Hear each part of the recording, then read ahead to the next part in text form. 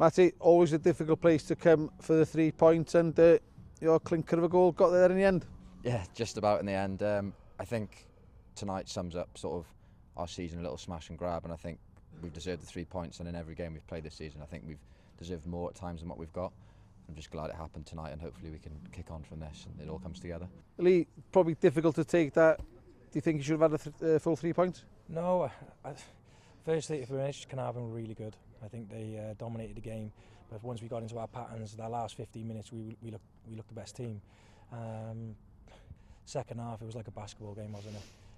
They missed the penalty, so and the keepers made a fantastic save. But you got to give credit to Fish and his team. They've come and got the result.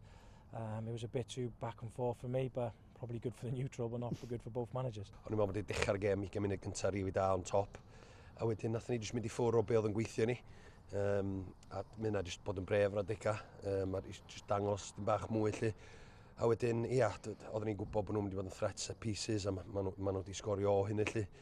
A wedyn, ar ail hanner nathon ni'n dechrau'n gret, ond wedyn o'n i'n teimlo bod ni wedi bildio fewn. Ac y gol i'r ail gol na I ni lle oedd o'n quality, ond da ni'n cael chances, mae rai ni orffan games moff fyd. Dwi'n meddwl bod ni wedi methu 1-1 a wedi methu penalty, a da ni'n just neud gweith calad o games ar y funud. So, ond chwarae teg desire gen yr ogiau fynd ymlaen I ennill I a sticio ti bob clod i'r ogiau yna.